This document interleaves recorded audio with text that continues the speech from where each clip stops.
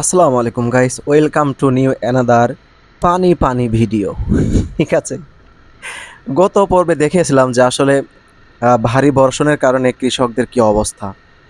তো এখন যে মাঠটা দেখতে পাচ্ছেন এটা হচ্ছে আমাদের বিশেষ করে আমাদের গ্রামের অধিকাংশ চাষবাসগুলো আসলে এখানেই করা হয়। আর এটা হচ্ছে এলাকার ভিতরে সব থেকে বড় মাঠ বলা যেতে পারে।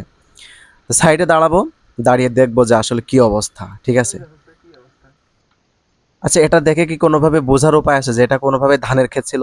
দেখে মনে হচ্ছে একদম বরাবর বঙ্গোপসাগরের কোনো শাখা প্রশাখা বেরিয়ে গেছে এই সাইড থেকে।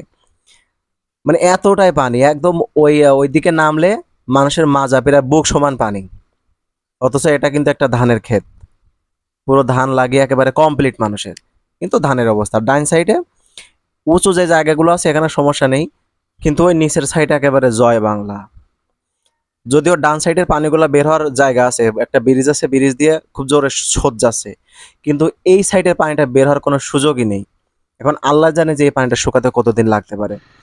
আর একটু সামনের দিকে আগে যাওয়া যাক, আর একটু সামনে গিয়ে দেখি কি অবস্থা।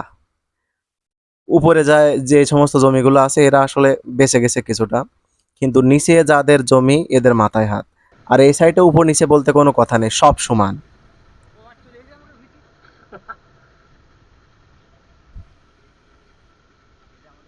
শুধুই পানি আর পানি। মানুষের ধানের চারা যেটাকে আমরা পাতো বলি, এ পাতো পর্যন্ত তলিয়ে গেছে। এখানে আবার দাঁড়াবো, ঠিক আছে? পানি পানি, যেদিকে তাকায় শুধু পানি পানি পানি। মে পানি পানি হো গাই। আসলে এরকম পানি আমরা দেখছিলাম অনেক আগে, সে 2004 সালের দিকে। আমরা তখন অনেক ছোট, হাফ প্যান্ট পরি। ঠিক আছে, হাফ প্যান্ট পরা অবস্থায় তখন অবশ্য আরো বেশি ছিল। ওই যে ওই সাইডের পানিগুলো ওখান থেকে আরো বেশি ছিল এবং স্রোত যেত অনেক জোরে।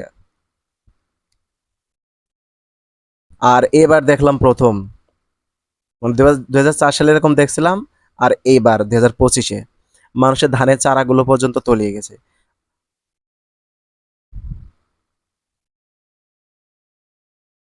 আসলে সাধারণত আমরা এরকম বন্যার শিকার হয় না, খুব কম।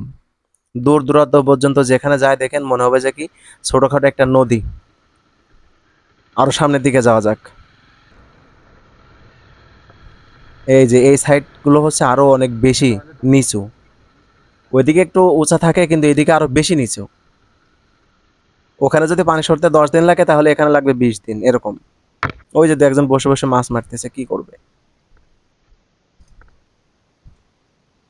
দেখে বোঝার উপায় নেই যে এটা কোনো ধানের ক্ষেত।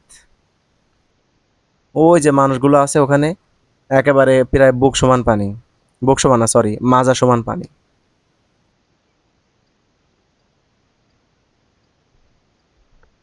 ডান সাইড বাম সাইড সবকিছু পানি পানি হগাই।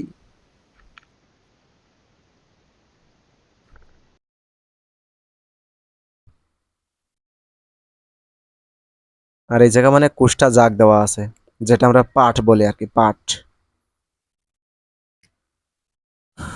চলি, আর কি দেখবো, অনেক কিছুই তো দেখা হলো। দেখে দুঃখ প্রকাশ করা ছাড়া তো আর কিছুই নেই। দিয়েছে আল্লাহ, নেবেও আল্লাহ, ঠিক আছে? হতাশা হতাশাগ্রস্ত হওয়ার কোনো কারণ নেই, কারণ আল্লাহ দেয় আল্লাহ নাই। হতাশ হয়ে গেলে তো ভাই আমি আপনি মুমিনের খাতা থেকে বাদ পড়ে যাব, তাই না? অবশ্যই যে আল্লাহ দিয়েছে সে আল্লাহ আবার নিয়ে যাবে, সে আল্লাহ আবার বিপদ থেকে বাঁচাবে, এই ভরসা আশা তার উপর রাখতে হবে, তাহলেই না একটা মুসলিম। তো যাই হোক, এতক্ষণ সাথে থাকার জন্য ধন্যবাদ। দেখা হচ্ছে পরবর্তীতে। আসসালামু আলাইকুম।